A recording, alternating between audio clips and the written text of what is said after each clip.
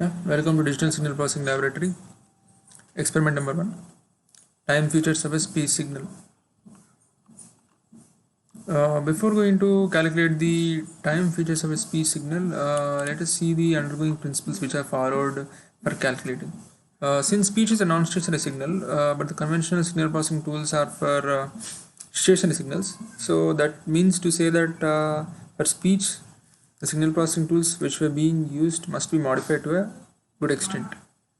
That is, time and invariant systems and excitation are generally viable for station signals to use the standard signal processing tools, but for non-stationary tools we need to modify the signal processing tools to add our advantage. So the proposed solution is to view speech in blocks of 10 to 30 milliseconds and make use of signal processing tools. Such a processing is termed as short-term processing, and windowing function of finite duration is also used in the subsequent parts of calculating the spectral features. Now these are the functions for time features. The first function is short term energy. Since we are calculating for short time, assuming there are n samples in a vector, in that particular short block of x, short block of the signal, let us assume that as x. So x is a vector of finite length, say n. So we'll be calculating short term energy as the sum of square of the elements as follows. M is initially 0 and M has the result of summation of square of the elements at the end. This is short term magnitude. Short term magnitude is sum of the absolute values of the elements in the vector, which is as follows. M holds the value at the end. We iterate from beginning of x to end of x and calculate the short term magnitude.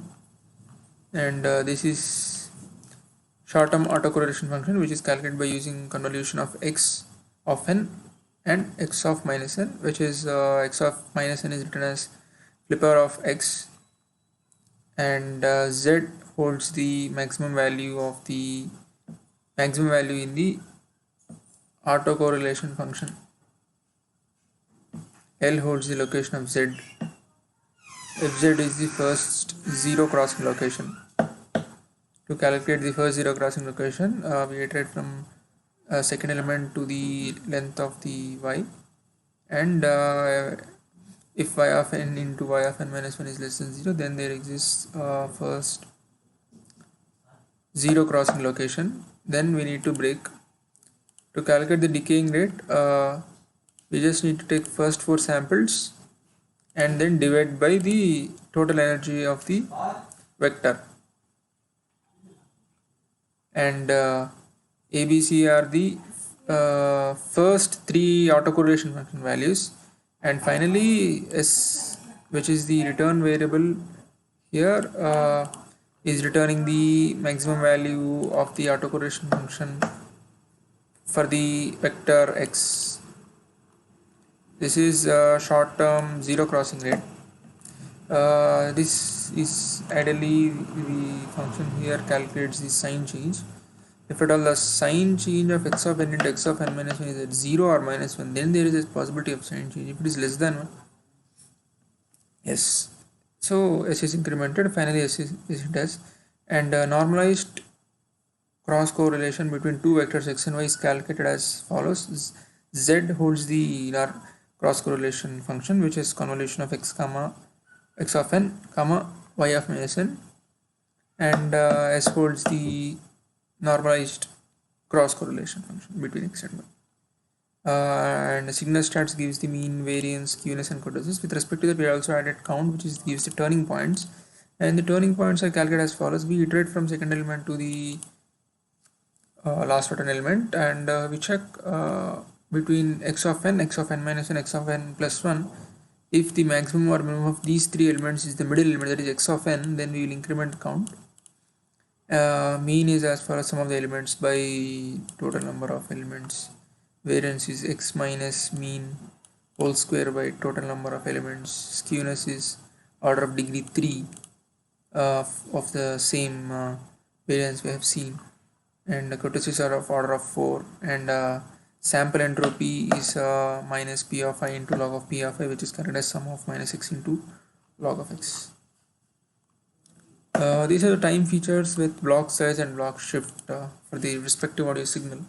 Since in the previous parts we have seen to calculate a single vector, now in the subsequent parts we'll be using these functions to calculate the time features when the input arguments are audio signal, block size, shift, time required, and SW here indicates the type of feature we want. If SW is 1, we'll get energy. If SW is 2, we get a magnitude. Based on the choice of SW, we get the following feature, and F is 216,000. N is the number of blocks. BSZ is the block size. There has to be floor here since 16,000 is a huge number, so floor has been taken. ST is F into shift. I comma FS order reads A, and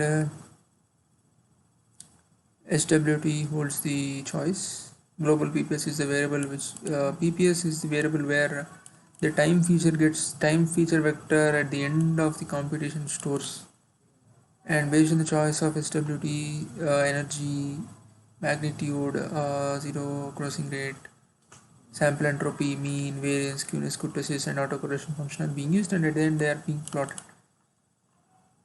Next is to plot binary with thresholds and noise reduction. So initially we read the audio file, and I've chosen the number of blocks has to be 47,800, and we need to do y is equal to y plus minus y into half. Here also we must do this since here A is .wav file. When we audio read it, y is of channel 2. Y has 2 channels. Thereby averaging those channels, we must do this. It averages.